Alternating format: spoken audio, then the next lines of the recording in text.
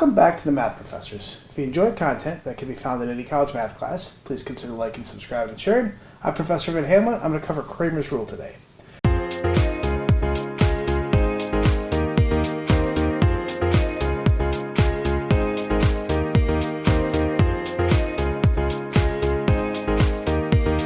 So, if a system of n linear equations and n variables has coefficient matrix A is of the form AX is equal to B, then the solutions x1, x2, all the way to xn can be computed by, well, the ratios of determinants of matrices. So x1 is going to be equal to the determinant of A1 over the determinant of A, x2 is the determinant of A2 over the determinant of A, and then so on. So A sub I is the matrix created by replacing the ith column with the column matrix B.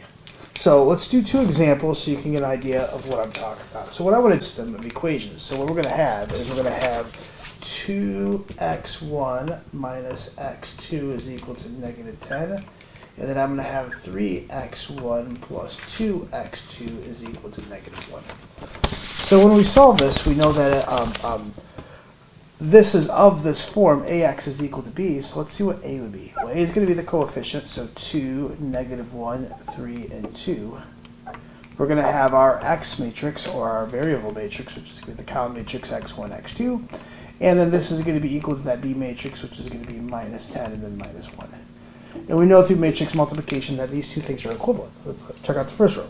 We have 2x1 minus x2 is equal to negative 10, which is that first one. And then when we do matrix multiplication on the second row, we have 3x1 plus 2x2 is equal to negative 1, which is equivalent to that. So these two things are the same, which means this is of the form A, this is our x, and this is our B matrix.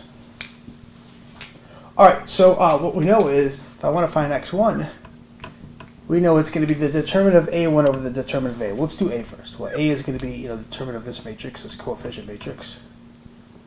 And what a1 is a, except the first column is replaced by b. So I'm going to have a minus 10 and then a negative 1. And then the second column is left alone. And very similar for x2, we know we're still going to have the determinant of a on the bottom, so the coefficient matrix. And a, in this case, the second column is going to be replaced by that. So the first column being left alone, and the second column is going to be replaced. So now when we set this up, this is going to be, minus 20 this way, and then minus a minus 1, so this is going to be minus 21. And then for this, it's going to be 4 minus a minus 3, or 4 plus 3, which is going to be 7. So similar, we already computed the bottom is going to be 7, the denominator. So now I have minus 1, and then this is going to be, minus 2, and then this is going to be minus a minus 30 or plus 30, so this is going to be 28 over 7. So what we get is we get the solutions that x1 is going to be equal to negative 3, and then x2 is going to be equal to 4. Now in this case, we had integer solutions. That's not always the case. Sometimes you'll see ratios of two numbers, but this is how it works. Let's do one more, and just to kind of give you an idea that this, this expands, and I'll erase this example, and I'm going to put a, 3 variables, 3 equations, and then kind of show that this expands.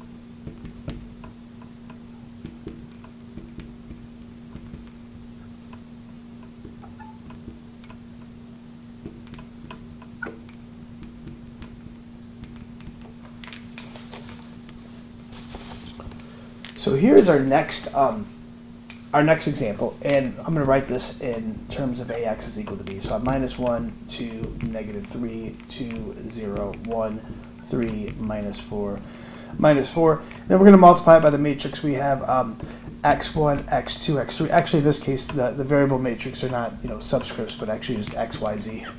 But still the variable matrix, column matrix. And then I have the column matrix 1, 0, 2. Okay, so now when I want to find the solution to these things, I know that x1, it's going to be the determinant of a1 over the determinant of a. Well, the determinant of a is going to be the determinant of this coefficient. So minus 1, 2, negative 3, 2, 0, 1, 3, minus 4, 4. And then a1 is going to be this thing, except the first column is going to be treated with, this B matrix, which is going to be equal to 1, 0, 2. And then the next columns are the same.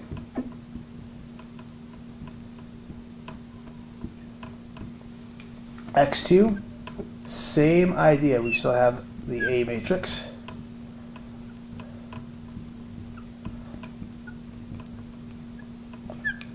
Except now my second column is going to be replaced. So let's write the first the first columns that we know that are unchanged. And then that middle column is now going to be the B matrix. And then similarly, we have x3, which is equal to minus... I remember in grad school having to prove this for this 3 by 3. It was a little long. It's interesting as it's been proved for all the way up to n. So now, third column is going to be replaced, so I have my 1, 0, 2. And then the first two columns are going to be unchanged. Now we know there's a bunch of ways to be able to find determinant of matrices.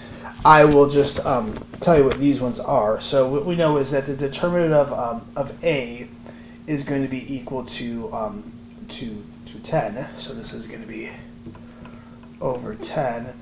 And the determinant of A1 is going to be equal to 8. Let's just kind of prove this one for the first one. So if I was going to do, say, a little bit of work over here, if I wanted to find this thing's determinant, what I'd probably do is I'd do a row 2 expansion because I have zeros here. So it's going to be, it's going to be 0 times the determinant. Let's see, plus minus. So it's going to be minus plus minus.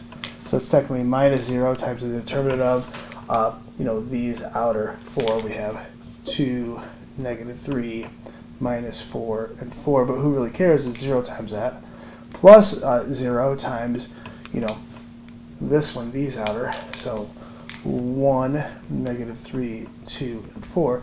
And then finally I have a minus 1 times the determinant, cover that up. So we get a row and column, it's going to be these 4. So 1, 2, 2, negative 4. Remember I have a video on how we do this. So at least those are all gone. And we can see that this is going to be minus 1 times, minus 4 minus another 4. So minus 1 times minus 8 is indeed 8. So x2, well, we know the denominator is still 10. x3, the denominator is still 10 because we can hand compute those. And I could also compute this when I might do a column 2 or a row 2 expansion. What I get for A2 is minus 15. And then for what I get for A3 is going to be, oh man, I totally do another row 2 expansion. And this is going to be equal to negative 16. So what I get for these solutions is 4 over 5 for x1. I get minus 3 over 2 for x2. And then I get minus 8 over 5 for x3. So if you like the content, please subscribe.